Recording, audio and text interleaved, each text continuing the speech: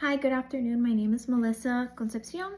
When I was a child, I remember hearing about Rwanda, and at the time, I didn't really quite understand what the magnitude of this event was. While reading this module, of course, I read some about it and it piqued my interest, and so I did look into it further just to kind of understand why it happened.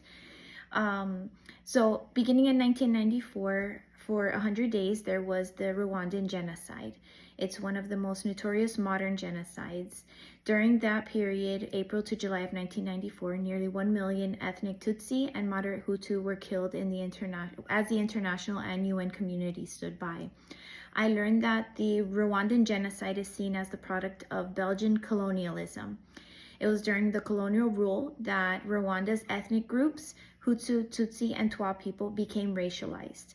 These identities and their relationship with political power laid the foundation for genocidal violence and for one group to further hate the other, of course. When Rwanda gained independence in 1962, the ethnic majority Hutus were left in power. Hutu rule resulted in widespread discrimination against Tutsis, laying the groundwork for the 1994 genocide. Again, these things I don't think ever just come out of nowhere. It builds up.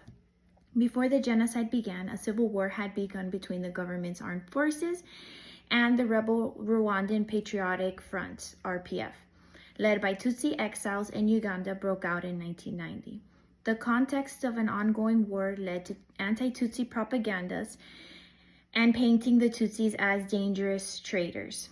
The killings in Rwanda were more reliant on individuals acting out orders from a central command and the use of rudimentary weapons such as knives and really anything, based on what I read, anything that they could use to attack others.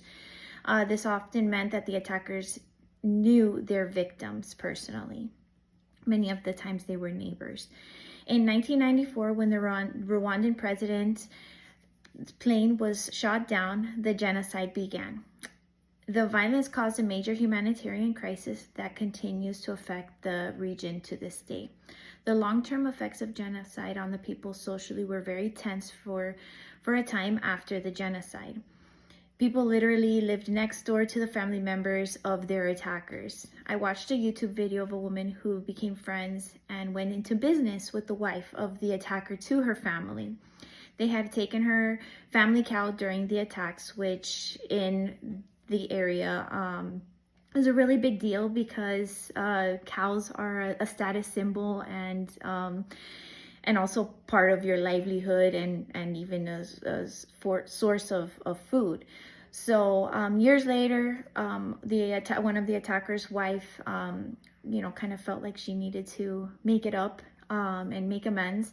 And she had a cow, their family cow, who was pregnant. And so she offered her cow to the other, I guess, ended up being her friend and business partner to make amends for the attack that her family had done to her. And again, since they were pretty much next door neighbors or down the hill kind of neighbors, I think it's really interesting to think socially, just the unrest and probably the uncomfortableness that you would live in every day, seeing and living near the people who were either your attackers or family members of your attackers. And if that's the case, then that means that they're of a different group than you and your family are. And it's just kind of interesting that you would be exposed to that, because you don't have control over who you are, what group you were born to. And it really is interesting because it's something that was initially integrated into the culture or the belief system of the people by those who were trying to conquer them. And separation or creating a divide amongst people, it makes it easier to conquer. And so all these years later, to think that after the colonial rule from the Belgians, how that really literally took the lives of so many people and changed the course of the future of that country. Thank you.